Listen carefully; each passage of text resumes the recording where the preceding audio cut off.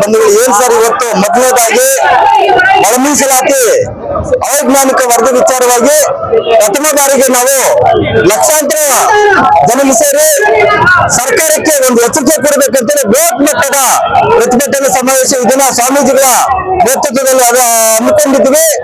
ಏನು ನಾನು ಹೇಳಕ್ ಇಷ್ಟಪಡ್ತೀನಿ ಅಂದ್ರೆ, ಏನು ಒಳ ಮೀಸಲಾತಿ ಸಂಬಂಧವಾಗಿ ನಾಗಮೋಹನ್ ದಾಸರವರು ನಮ್ಮ ಕೋಲಾರ ಜಿಲ್ಲೆಯವರೇ ವರದಿ ಕೊಟ್ಟಿದ್ದಾರೆ.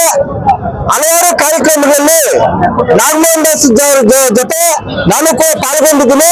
ಅವರ ಕಾರ್ಯಕ್ರಮಗಳನ್ನು ಹೇಳ್ತಾ ಇರೋದು, ನಾನು SSLC ನಲ್ಲಿ 3rd ಕ್ಲಾಸ್ ಆಗಿ ಬಂದಿದ್ದೆ, PUC ನಲ್ಲಿ 3rd ಕ್ಲಾಸ್ ಆಗಿದ್ದೀನಿ, 3rd ಕ್ಲಾಸ್ ಬಂದಿದ್ದೆ, ಡಿಗ್ರಿನಲ್ಲಿ ಕೂಡ ನಾನು 3rd ಕ್ಲಾಸ್ ಬಂದಿದ್ದೆ ಅಂತೇಳಿ ನಮಗೆ ಪ್ರತಿ ಸಭೆಗಳಲ್ಲಿ ಹೇಳ್ತಾ ಇದ್ರು. ಆದ್ರೆ ಈ ಸರ್ಕಾರ ಕೊಟ್ಟಂತ ಒಳ ಮೀಸಲಾತಿ ಆಯೋಗದ ವರದಿ ಕೂಡ 3rd ಕ್ಲಾಸ್ ರೀತಿನೇ ಕೊಟ್ಟಿದ್ದೇನೆ. ಅದು ನಿಜವಾದ 3rd ಕ್ಲಾಸ್ ನ್ಯಾಯಮೂರ್ತಿ ಮೋಹನ್ ದಾಸ್ ಅವರು ನಿಜವಾಗಿ ಅವರ 3rd ಕ್ಲಾಸ್ ಅನ್ನೋದು ಅವರೇ ಪ್ರೂವ್ ಮಾಡ್ಕೊಂಡಿದ್ದಾರೆ. ಆದ್ರಿಂದ ಈ ಒಳ ಮೀಸಲಾತಿಯನ್ನ ಸರ್ಕಾರ ಏನಾದ್ರೂ ಜಾರಿ ಮಾಡಿದ್ರೆ ನಾಗಮೋಹನ್ ದಾಸ್ ಅವರು ಹೇಳಿದಂತೆಯೇ ಸರ್ಕಾರ ಕೂಡ 3rd ಕ್ಲಾಸ್ ಆಗುತ್ತೆ. ಅದರಿಂದ ಯಾವುದೇ ಕಾರಣಕ್ಕೂ ಈ ವರದಿಯನ್ನ ತಾವು ಅನುಷ್ಠಾನ ಮಾಡಬಾರ್ದೆಂದು ನಾವು ಸರ್ಕಾರಕ್ಕೆ ಈ ಮೂಲಕ ಎಚ್ಚರಿಕೆ ಕೊಡ್ತಾ ಇದ್ವಿ ಸರ್. ಮುಖ್ಯಮಂತ್ರಿ ಸಿದ್ದರಾಮಯ್ಯ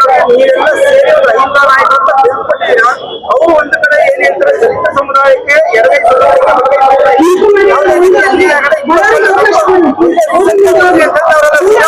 ಈಗ ಕೊಡ್ತೀರ ಅಂತ ಹೇಳ್ತಾರೆ, ಗೊತ್ತಿಲ್ಲ.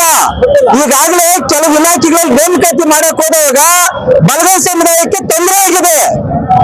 ತೊಂದರೆ ಆದಾಗ ಪ್ರತಿಭಟನೆ ಪ್ರಾರಂಭ ಆಯ್ತಾ ಆಗ ತಡೆ ಹಿಡಿದಿದ್ದಾರೆ. ಆ ತೊಂದರೆ ಆಗಿದೆಲ್ಲ ನಿಮ್ಮ ಗಮನಕ್ಕೆ ಬಂದಿದೆಯಲ್ಲ. 27ನೇ ತಾರೀಕು ನೀವು ಹೇಳಿದಂತೆ ನಡ್ಕೊಂಡಿದ್ದಾದ್ರೆ ನಾವು ನಿಮ್ಮನ್ನ ಅಭಿನಂದಿಸ್ತೀವಿ ಸರ್, ನಾವು ಸರ್ಕಾರವನ್ನ. ಸರ್, ಈಗ ಸರ್ಕಾರಿ ಹುದ್ದೆಗಳು 2.5 ಲಕ್ಷ ಸರ್ಕಾರಿ ಹುದ್ದೆಗಳು ನೇಮಕಾತಿ ಆದೇಶ 65,000 ಹುದ್ದೆಗಳನ್ನ ರೆಡಿ ಮಾಡಿದ್ರು. ಸರ್, ಅದು ಆದ್ರೆ ನಾವು ಅಭಿನಂದಿಸ್ತೇವೆ, ಪ್ರಶಂಸೆ ಮಾಡ್ತೇವೆ. ಅದಾಗಿಲ್ಲಲ್ಲ ಸರ್. ಈಗ ಏನು ಒಳ ಮೀಸಲಾತಿ ಸಂಬಂಧ ರಿಜಿಸ್ಟರ್ ಬಿಲ್ಲಿನಲ್ಲಿ ಏನು ಕೊಟ್ಟಿದಾರೋ, ಈಗ ಯಾವುದೋ ಒಂದು ಇಲಾಖೆನಲ್ಲಿ 20 ಹುದ್ದೆ ಬಂದ್ರೆ 20 ಪ್ರವರ್ಗದ ಮಾಜಿ ಸಮುದಾಯಕ್ಕೆ ಹೋಗುತ್ತೆ. ನಾವು ರಿಜಿಸ್ಟರ್ ಬಿಲ್ಲಿನಲ್ಲಿ 9ನೇ ಕಾಲಮಲ್ಲಿ ಇದ್ದೀವಿ. ಹೆಂಗೆ ನಮಗೆ ಬರುತ್ತೆ? ಒಂದೇ ಒಂದು ಹುದ್ದೆ ನಮ್ಮ ಸಮುದಾಯಕ್ಕೆ ಬರೋದಿಲ್ಲ. ನಮ್ಮ ಸಮುದಾಯದಲ್ಲಿ ವಿದ್ಯಾವಂತರಿಲ್ವಾ? ಅವ್ರು ಏನಾಗ್ಬೇಕು? ಅವ್ರಿಗೂ ಬರ್ಬೇಕಲ್ವಾ? ಆದ್ರಿಂದ ಏನು ಒಳ ಮೀಸಲಾತಿ ಅವೈಜ್ಞಾನಿಕವಾಗಿ ನಾಗಮೋಹನ್ ದಾಸ್ 3rd ಕ್ಲಾಸ್ ಅಂತ ಹೇಳ್ಕೊಂಡು 3rd ಕ್ಲಾಸ್ ವರದಿ ಕೊಟ್ಟಿದ್ದೇನೆ. ಅದನ್ನು ಬದಿಗೊತ್ತಿ ಏನು ನೀವು ಒಳ ಮೀಸಲಾತಿ ನಮ್ಮ ಸಮುದಾಯಕ್ಕೆ ಕೊಡೋಣ ನಿಜವಾದ್ರೆ ಮಾನ್ಯ ಸಿದ್ದರಾಮಯ್ಯವರು ಏನು ನೀವು ಮೀಸಲಾತಿ ಅಂತೆ 6 ನಾವು ಎಲ್ಲರಿಗೂ ಮಾದರಿ ಕೊಟ್ಟಿದ್ದೀರೋ ಅದೇ ರೀತಿ ಸರ್ಕಾರದ ಎಲ್ಲಾ ರೀತಿಯಾಗಿ ಸರ್ಕಾರ ಎಲ್ಲ ನೀಡುವಂತ ರೀತಿ ನೀತಿಯಲ್ಲಿ ಈಕ್ವಲ್ ಆಗಿ ಸಮಾನವಾಗಿ ಕೊಡೋಂಗಿದ್ರೆ ನಾವು ಒಟ್ಟೆ ಹೋಗ್ತೀವಿ, ಸಮಾನವಾಗಿ ಕೊಡಬೇಕು. ಈಗ ಸಮಾಜ ಕಲ್ಯಾಣ ಸಚಿವರಾಗಿರ್ತಕ್ಕಂಥ ಇದ್ರ ಬಗ್ಗೆ ಸ್ವಲ್ಪ ಏನೋ ಮಾಹಿತಿ ಕೊಟ್ಟು ಜಾಸ್ತಿ ಇಲ್ಲ ಸರ್, ಆ ವಿಚಾರದಲ್ಲಿ ಏನ್ ಹೇಳಕ್ ಇಷ್ಟಪಡ್ತೀವಿ ಅಂದ್ರೆ, ನಾವು ಬಲಗೈ ಸಮುದಾಯದವರು ಯಾವುದೇ ರೀತಿ ಜಾತಿ ಬ್ಯಾನರ್ ಮಾಡಿ ಇದುವರೆಗೂ ನಾವು ಹೋರಾಟ ಮಾಡಿಲ್ಲ. ಬಲಗೈ ಸಮುದಾಯದವರು ಜಾತಿ ಬ್ಯಾನರ್ ಮಾಡಿ ಯಾವತ್ತೂ ನಾವು ಮಾಡಿಲ್ಲ. ನಾವು ದಲಿತ ಸಂಘಟನೆ ಹೆಸರಲ್ಲಿ ಒಳ್ಳೆಯ ಮಾದಿಗರು ಗಟ್ಟಿತ ಹೋರಾಟದಿಂದ ಬಂದವರು. ಆದ್ರೆ ಮಾದಿಗ ಸಮುದಾಯದವರು 25 ವರ್ಷಗಳಿಂದ ಮಾದಿಗ ಸಮುದಾಯ ಬ್ಯಾನರ್ಗಳು ಬಂದ್ಬಿಟ್ಟಿದ್ದಾರೆ.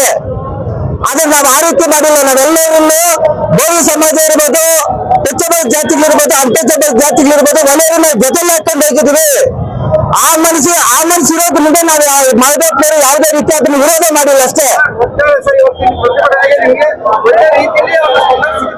ಸರ್. ನಮಗೆ ಸರ್ಕಾರದಿಂದ ಒಳ್ಳೆ ಸ್ಪಂದನೆ ಸಿಗುತ್ತೆ ಅಂತ ನಾವಂತೂ ಆಶ್ವಾಸನೆ ಇಟ್ಟಿದ್ದೀವಿ ಸರ್. ಸರ್, ಕೋಲಾರದಿಂದ ಡಾಕ್ಟರ್ ಮೇಡಿಯಾಳ ಡಾಕ್ಟರ್ ಮುನಿರಾಜನಪ್ಪ, ದಮನಿತರ ಸೇವಾ ಸಂಸ್ಥೆ ರಾಜ್ಯಾಧ್ಯಕ್ಷರು ಸರ್.